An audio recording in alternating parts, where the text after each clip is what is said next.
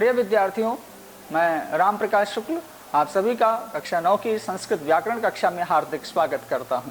आज यह व्याकरण का प्रथम अध्याय है। इसका यह भाग 1 है। इसका शीर्षक है माहेश्वर सूत्र एवं वर्णों का उच्चारण स्थान। तो आइए हम अपनी कक्षा को आगे बढ़ाते हैं और शिक्षण के मुख्य बिंदुओं पर चर्चा करते हैं। हमारा जो सर्वप्रथम पहला बिंदु है वह परिचय, अर्थात हम क्या पढ़ने वाले हैं इसका परिचय आपको इस कक्षा के माध्यम से होगा। तत्पश्चात चतुर्दश माहेश्वर सूत्र, उनकी उत्पत्ति और उनका परिचय आप जानेंगे। उसके पश्चात वर्ण विचार, तदनंतर प्रत्याहार का अर्थ, उसकी परिभाषा तथा उसके नियम और उसके उदाहरणों से आप परिचित होंगे। कक्षा के अंत में अभ्यास कार्य के लिए आपको गृह कार्य स्वरूप कुछ प्रश्न दिए जाएंगे जिन्हें आप हल करेंगे। तो आइए हम अपने प्रथम बिंदु की ओर बढ़ते हैं और माहेश्वर सूत्र एवं वर्णों का उच्चारण स्थान से परिचय प्राप्त करते हैं। माहेश्वर सूत्र संस्कृत व्याकरण शास्त्र के आधार स्तंभ हैं। जिस प्रकार एक भवन बनाने के लिए स्तंभों की आवश्यकता होती है, उसी प्रकार से माहेश्वर सूत्र संस्कृत व्याकरण के आधारभूत स्तंभ हैं। महर्षि पाणिनि को यह सूत्र शिवजी अर्थात महेश की कृपा से प्राप्त हुए, इसलिए इन्हें माहेश्वर सूत्र कहा जाता है। शिवजी का एक नाम महेश है और महेश के द्वारा भगवान पाणिनि को यह सूत्र प्राप्त हुए। महर्षि पाणिनि को भगवान की संज्ञा से भी अभिभूत किया जाता है व्याकरणाचार्यों के द्वारा। तो भगवान शिव जी की कृपा से महर्षि पाणिनि को यह सूत्र प्राप्त हुए। शिव जी का नाम महेश होने के कारण इन सूत्रों को माहेश्वर सूत्र कहा जाता है। इन सूत्रों के द्वारा वर्णमाला को वैज्ञानिक विधि से प्रतिपादित किया गया है। यह आप इस कक्षा के माध्यम से जानेंगे भी। माहेश्वर सूत्रों का प्रयोग प्रत्याहार बनाने में भी किया जाता है। तो आइए हम अपनी कक्षा को विस्तार देते हैं और माहेश्वर सूत्रों की उत्पत्ति कैसे हुई इसके विषय में जानते हैं। तांडव नृत्य के पश्चात भगवान शिव ने महर्षि पाणिनि की उपासना से प्रसन्न होकर के सनकादि ऋषियों के संकल्प को सिद्ध करने के लिए 14 बार अपनी डमरू का निनाद किया और उस डमरू से जो ध्वनियां निकली, उन ध्वनियों को ही 14 सूत्रों के रूप में ग्रहण करके महर्षि पाणिनि ने संस्कृत व्याकरण की रचना की और उसके आधार पर ही उन्होंने एक महान ग्रंथ अष्टाध्यायी की रचना की। माहेश्वर सूत्रों की उत्पत्ति के संबंध में यह श्लोक एक अत्यंत प्रसिद्ध है, जिसका वाचन मैं करता हूँ। उसी का भावार्थ ऊपर आपको स्पष्ट रूप से दिख रहा है। नृत्तावसाने नटराज राजो ननाद ढक्काम नव पंचवारम उद्धर्तु कामः सनकादि सिद्धान नेतद विमर्शे शिव सूत्र जालम। तो इस प्रकार से इसका भावार्थ ऊपर ही देख ही चुके हैं। तो यह सूत्र माहेश्वर सूत्रों की उत्पत्ति से संबंधित है, अतः इस श्लोक को सभी विद्यार्थीगण याद कर सकते हैं। अब हम माहेश्वर सूत्रों की उत्पत्ति के विवरण को जानने के पश्चात माहेश्वर सूत्र कौन कौन से हैं, कितने हैं, कौन से 14 सूत्र हैं, उनका ज्ञान प्राप्त करते हैं। तो यह 14 सूत्र आप देख सकते हैं। अ, इ, उ, ऋ, इस प्रकार से इनका उच्चारण होता है। आप यह भी ध्यान रखिए कि प्रत्येक वर्ण अलग अलग है और इनका जो अंतिम वर्ण है वह हलंत है, और जो हलंत वर्ण है उसकी इत संज्ञा होती है, अर्थात उसका परिगणन उसकी गणना नहीं होती है। तो जिस प्रकार से ये 14 सूत्र हैं उनका उच्चारण सर्वप्रथम हम आपके सम्मुख करते हैं और उसका उसी प्रकार से उच्चारण करते हुए इन सूत्रों को निश्चित ही आप सभी विद्यार्थीगण कंठस्थ कर लेंगे, ऐसी मैं आशा करता हूँ। क्योंकि व्याकरण के आधार होने के कारण माहेश्वर सूत्र एक विद्यार्थी को याद होना अत्यंत आवश्यक है। तो हम इसका वाचन करते हैं। आ, इ, उ, ऋ, रि, ऋ, क, ए, ओ, ङ, ऐ, औ, च, ह, य, व, र, ट, ल, ण, यमं, गण, न, म, झ, भ, ञ, घ, ढ, ध, श, ज ब ग ड द श ख फ छ ठ थ च ट त व क प य श ष स र ह ल। इस प्रकार से 14 सूत्र इनको मैंने अलग अलग पढ़ा। एक बार पुनः मैं आपके सम्मुख पढ़ता हूँ थोड़ी तीव्र गति से। आई उण रिल रिक ए ओंग ऐ औच है अवरट लण यमंगलनम झभाय घट धस जब गट दस खफ छठथ चट तव कपय सशर हल। इस प्रकार से इन 14 सूत्रों का वाचन आप सभी इसका अनुकरण करते हुए इन्हें कंठस्थ करने का प्रयास करेंगे, ऐसी मैं आशा करता हूँ। और आपको एक और विशेष बात देखिए कि यहाँ पर प्रत्येक सूत्र के अंत में हलंत वर्ण है और उस वर्ण की इत संज्ञा होती है। जैसे कि ऐ उण में आप देख सकते हैं कीड़ा की रा को हलंत किया गया है, ऋक में का को हलंत किया गया है, ए ओम में गा को हलंत किया गया है और उसके पश्चात ऐ औच में भी चा को हलंत किया गया है, हैवरट में टा को हलंत किया गया है, लड़ में णा को हलंत किया गया है, उसके पश्चात यमंगलनम में माँ, झभय में या और घट धस में मूर्धन्य शकार को, यहाँ पर जब घट धस में तालव्य शकार को, खप छठथ चटतव में वकार को और उसके बाद कपय सूत्र में या को हलंत किया गया और शशर में रा को हलंत किया गया। उसी प्रकार से हल में ला को हलंत किया गया।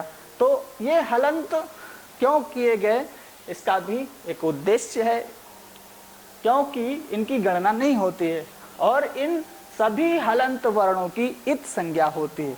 इत संज्ञा होने के पश्चात इनका लोप हो जाता है। लोप का तात्पर्य यह है कि इनकी गणना नहीं की जाती है, परंतु गणना नहीं की जाती है परंतु इनका भी उद्देश्य है, इनका विशेष उद्देश्य, इनकी गणना नहीं की जाती है। प्रत्याहारों की सिद्धि इन्हीं हलंत वर्णों के ऊपर निर्भर करती है। ये कैसे करती है इस कक्षा में आपको स्पष्ट रूप से बताया जाएगा। अब हम आगे बढ़ते हैं और अपनी इस कक्षा को आगे बढ़ाते हैं। अब वर्ण विचार, जैसे कि आपने देखा कि समस्त वर्णों को माहेश्वर सूत्रों में परिगणित कर दिया गया है। जैसे कि आप यहाँ पर देख सकते हैं कि समस्त वर्ण माला माहेश्वर सूत्रों में वर्णित है।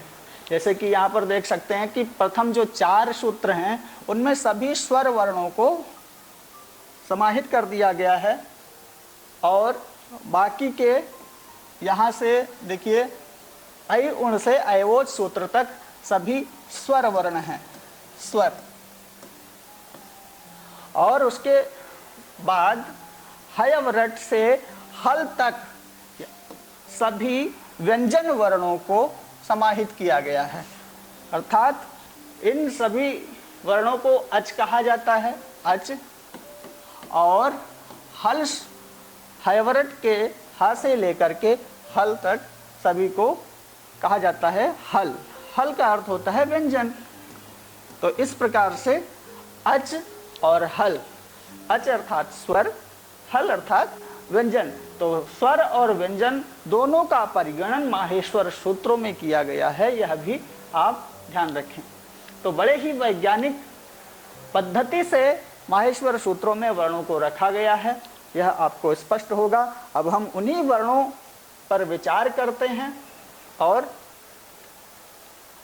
उनके विषय में जो विशेष बातें हैं वो जानते हैं। वर्ण क्या होता है, उसका अर्थ क्या है? तो वर्ण का अर्थ है अक्षर या ध्वनि। मुख से निकली हुई उस छोटी से छोटी ध्वनि को वर्ण कहते हैं जिसका विभाजन नहीं हो सकता है, अर्थात जो विभाजित नहीं हो सकती है, ऐसी ध्वनि को वर्ण कहा जाता है। जैसे आप यहाँ पर कुछ ध्वनियाँ लिखी हुई हैं, अ, ई, उ, का, च, ट, त, प। इस प्रकार से यहाँ पर आप ध्वनियाँ देख सकते हैं। तो ये क्या हुए? वर्ण हो गए। इनको हम चाहें भी तो विभाजित नहीं कर सकते हैं। तो क्योंकि भाषा की सबसे छोटी इकाई है इसलिए ये विभाजित नहीं हो सकती। उसके बाद संस्कृत भाषा में स्वर और व्यंजन वर्ण कितने प्रकार के होते हैं, तो बता रहे हैं कि पहले तो हमने वर्णों को जाना कि वर्ण किसे कहते हैं, फिर वर्णों के प्रकार कितने होते हैं यह भी जानते हैं। तो संस्कृत भाषा में स्वर और व्यंजन दो प्रकार के वर्ण होते हैं। तो स्वर किसे कहते हैं यह भी जानते हैं। स्वर अर्थात अच, हमने अभी माहेश्वर सूत्रों की स्पष्टीकरण में जाना कि स्वर को अच भी कहा जाता है। तो स्वर जिन वर्णों को बिना किसी सहायता के उच्चारण किया जा सकता है उन्हें स्वर कहते हैं। जैसे अब उनके उदाहरण जानते हैं, आ दीर्घ आ, ई दीर्घ ई, उ इत्यादि। तो ये क्या है, स्वर वर्ण हैं।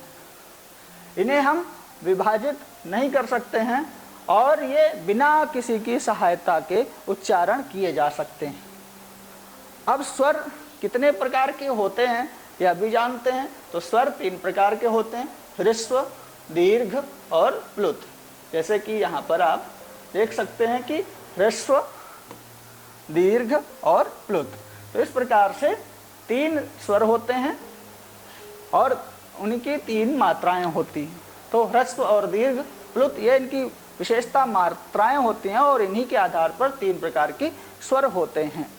तो इस प्रकार से आपने जाना कि वर्ण क्या होता है और उसके पश्चात आपने जाना कि वर्णों के कितने प्रकार होते हैं, उसमें स्वर किसे कहते हैं और व्यंजन किसे कहते हैं। तो इस प्रकार से स्वरों के उदाहरणों को भी देखा आपने।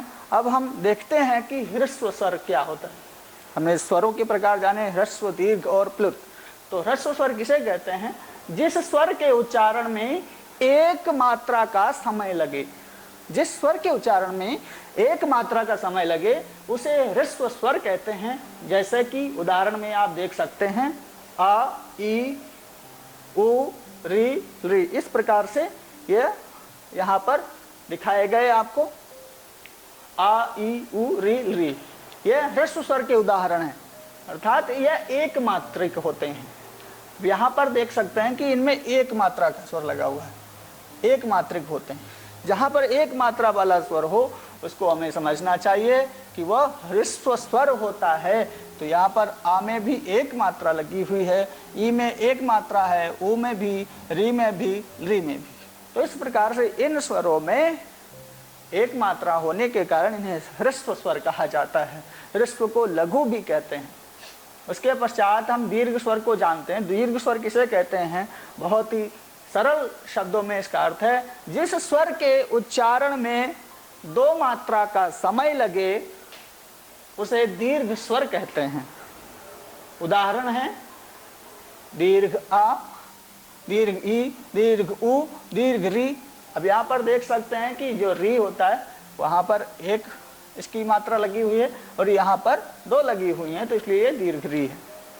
ए, ऐ, यहाँ पर आप देख सकते हैं ए, उसके पश्चात ये ऐ है और फिर ओ और औ। इस प्रकार से यह दीर्घ स्वर हो गए।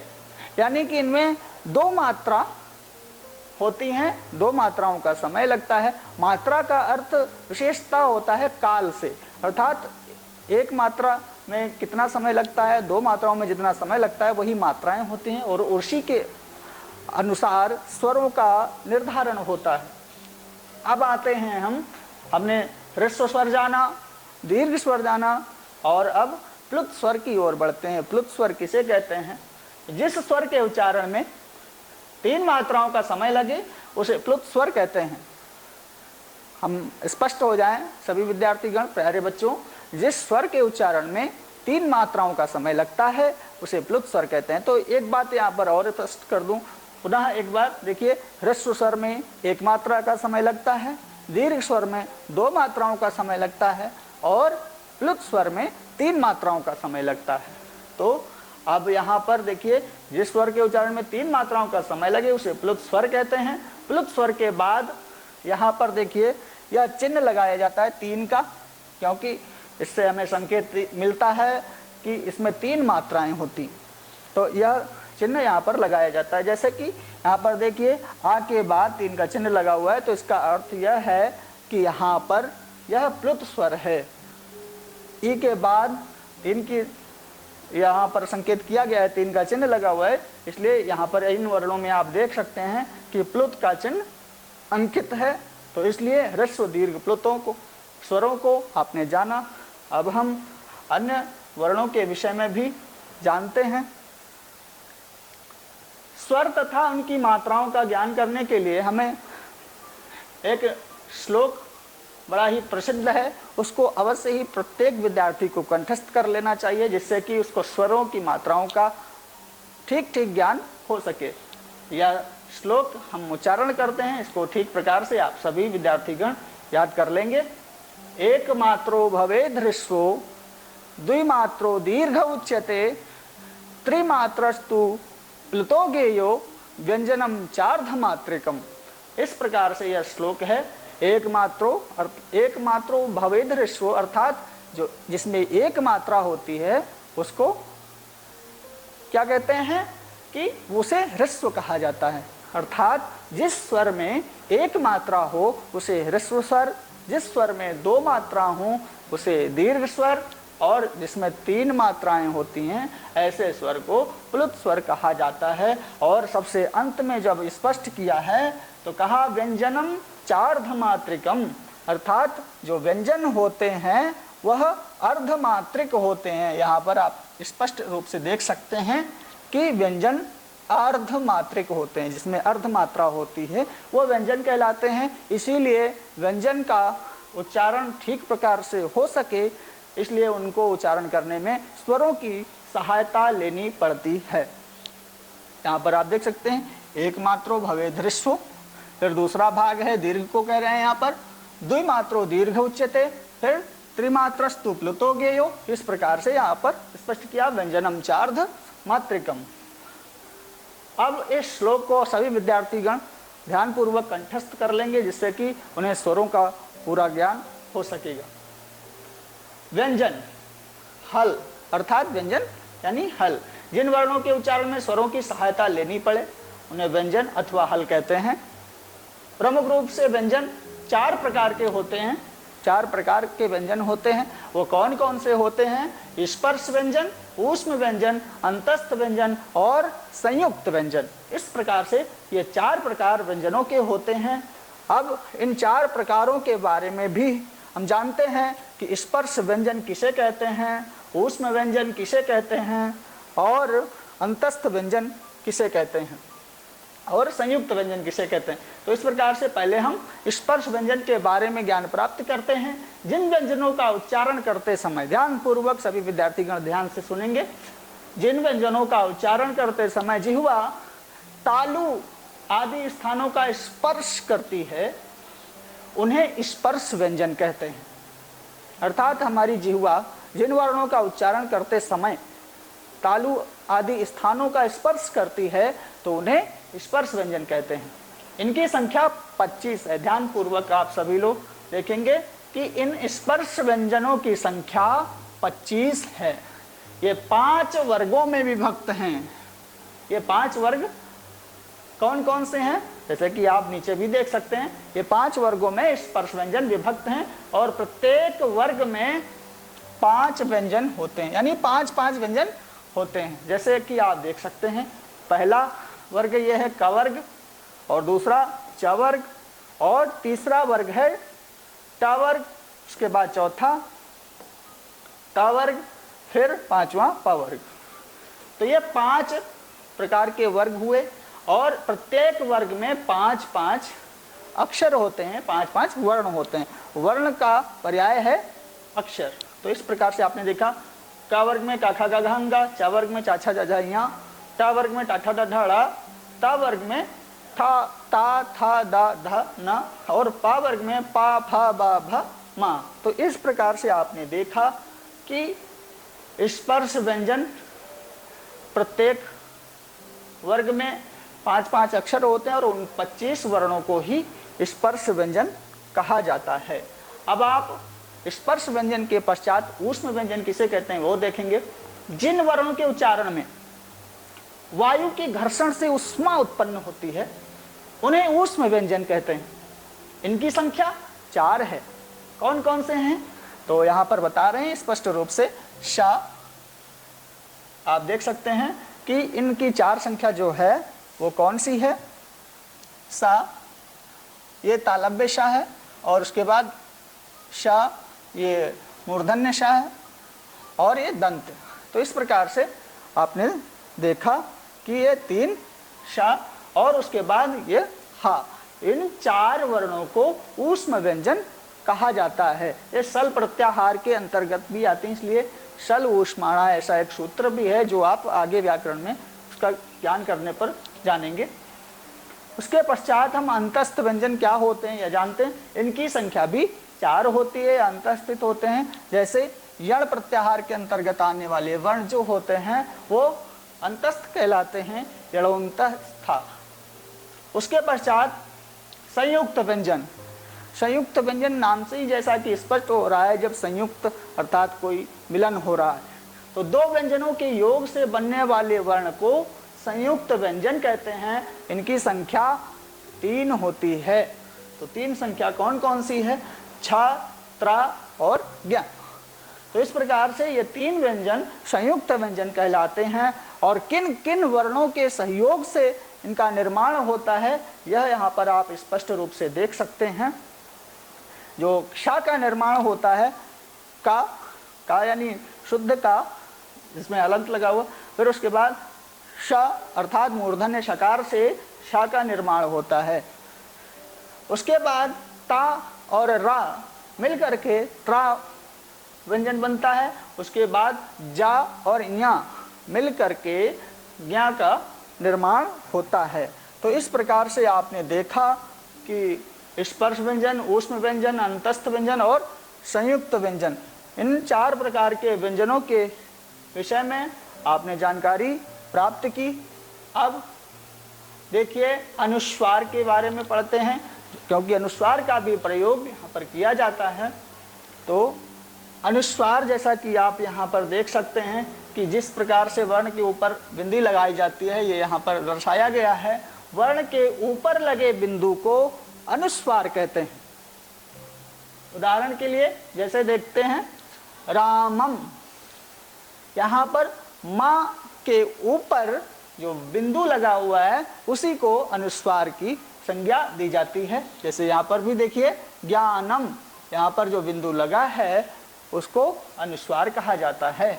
तो इस प्रकार से देखते हैं कि माँ, मम, रामम और ना के ऊपर बिंदु है तो ज्ञानम, तो इन पर जो बिंदु लगा है उसे ही अनुस्वार कहा जाता है। इसका उच्चारण माँ की तरह होता है, अर्थात इनका उच्चारण माँ की तरह होता है।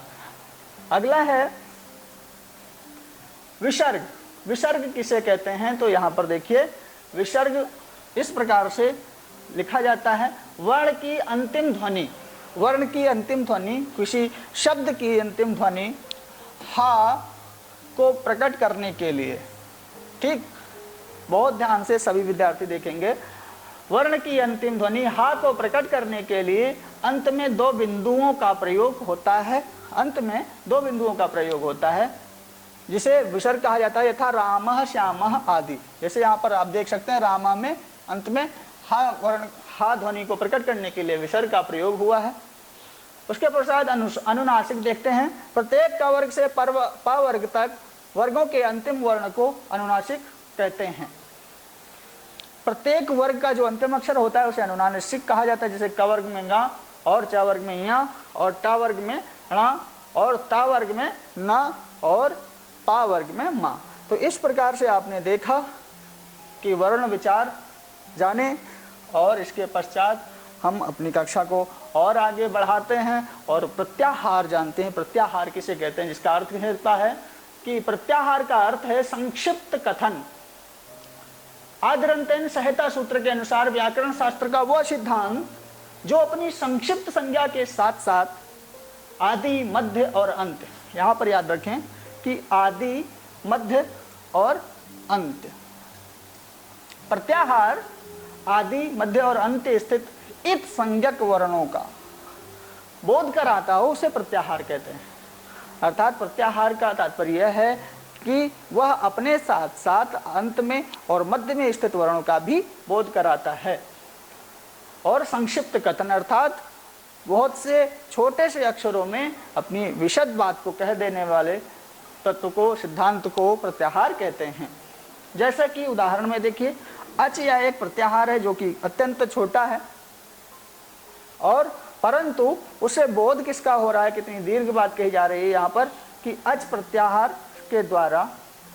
आप देखिए यहाँ पर अच प्रत्याहार माहेश्वर सूत्रों के आधार पर बनते हैं। आ, ई, उ, री, री, ए, ओ, ऐ, औ, च। यहाँ पर 4 सूत्रों के द्वारा देखिए कि अच प्रत्याहार का निर्माण हुआ। इसमें सभी स्वर वर्ण आ जाते हैं, और इसमें देखिए कि अंतिम जो हलंत वर्ण होता है उसका परिगणन यहाँ पर नहीं होता है। तो यहाँ अच से सभी स्वरों का बोध हो रहा है। प्रत्याहारों की संख्या 42 होती है। यहाँ पर आपने देखा कि अच में कि ऐ उण यहाँ पर ये सूत्र है, और ऐ उण में जो चा था उसको यहाँ पर ये जो हलंत वर्ण था उसको क्या कर दिया गया है, उसका लोप कर दिया गया, उसकी इत संज्ञा हो गई। इस प्रकार से देखें आप तो इस तरह से चा और ए ओंग रिल रिक में का की इत संज्ञा हो गई है, और ए ओंग में अंगा की हो गई है, और ऐ औच में चा की हो जाती है, इसकी भी इत संज्ञा हो जाती है, अर्थात इसका परिगणन नहीं होता है। तो इस प्रकार से जब अंतिम प्रथम प्रत्याहार बनाने के लिए हमें प्रथम और अंतिम वर्ण को विशेष रूप से ध्यान देना होता है। तो इस प्रकार से आपने देखा। अब हम आगे बढ़ते हैं। ध्यान रखने योग्य जो नियम है वो देखिए, चतुर्दश माहेश्वर सूत्रों को भली भांति कंठस्थ कर लेना चाहिए। जब हम प्रत्याहार बनाए तो हमें किन किन नियमों को ध्यान रखना चाहिए वो बता रहे हैं यहाँ पर कि हमें सर्वप्रथम चतुर्दश माहेश्वर सूत्रों को कंठस्थ कर लेना चाहिए। उसके पश्चात इत संज्ञक वर्णों का हमें ज्ञान अवश्य होना चाहिए। इत संज्ञा किन वर्णों की होती, जैसे कि आपने देखा प्रत्येक सूत्र का जो अंतिम वर्ण है, हलंत है, उसी की इत संज्ञा हो जाती है, उसका परिगणन नहीं किया जाता है। उसके पश्चात तीसरा जो नियम है, माहेश्वर सूत्रों में संबंधित प्रत्याहार के प्रथम वर्ण को खोजकर लिखना चाहिए। अर्थात जैसे हम कोई प्रत्याहार बना रहे हैं तो उसका प्रथम वर्ण, जैसे अच प्रत्याहार में आ पहला वर्ण है और च जो हलंत है वो अंतिम वर्ण होता है। तो उस प्रकार से उसको हमें लिख लेना चाहिए, प्रथम वर्ण को खोजकर लिखना चाहिए। उसके बाद प्रारंभिक वर्ण के आगे जो प्रथम है, प्रारंभिक वर्ण है, उसके आगे इत संज्ञक वर्णों को छोड़कर अन्य सभी वर्णों को क्रमशः तब तक लिखते जाना चाहिए जब तक प्रत्याहार का अंतिम इत वर्ण प्राप्त ना हो जाए। तो इस प्रकार से आप प्रत्याहार की सिद्धि कर सकते हैं भली भांति। अब हम देखते हैं कि जो 42 प्रकार के प्रत्याहार बताए गए हैं वो कौन कौन से हैं। इस प्रकार से 42 प्रत्याहारों की तालिका आपके सम्मुख स्पष्ट है। यहाँ पर देख सकते हैं कि अण, अक, अच, अट, अट और अण, अम, इस प्रकार से 42 प्रत्याहारों की सूची यहाँ पर आपके सम्मुख है। तो यहाँ पर एक तालिका में 7 प्रत्याहारों को दिया गया है, और यहाँ पर देखिए कि इस प्रकार से 42 प्रत्याहार हो जाते हैं। तो इन 42 प्रत्याहारों की गणना व्याकरण शास्त्र में है और इनकी सिद्धि की जाती है। इसी प्रकार से अन्य प्रत्याहारों को भी आप सभी विद्यार्थीगण हल करेंगे। अच के साथ इच के और यण, इन सभी प्रत्याहारों को आप हल कर सकेंगे ये बताए हुए नियमों के आधार पर। जैसे यहाँ पर एक और प्रत्याहार को हम हल करके देखते हैं। जैसे ये अत प्रत्याहार है, अत प्रत्याहार का हम सिद्ध करते हैं। तो अत प्रत्याहार के लिए आई हम प्रथम वर्ण लिखते हैं आ, उसके पश्चात ई, उ और ला, चूंकि इत संज्ञक है इसलिए इसकी गणना नहीं होती है, ये इत संज्ञक है। फिर उसके बाद री और उसके पश्चात का। तो इस प्रकार से अत प्रत्याहार यहाँ पर हमें का प्राप्त हो जाता है, इसलिए इस प्रत्याहार की यहाँ पर सिद्धि हो जाती है और यह प्रत्याहार निर्मित हो जाता है। इसी प्रकार से अन्य प्रत्याहारों को भी आप सभी विद्यार्थीगण देखेंगे।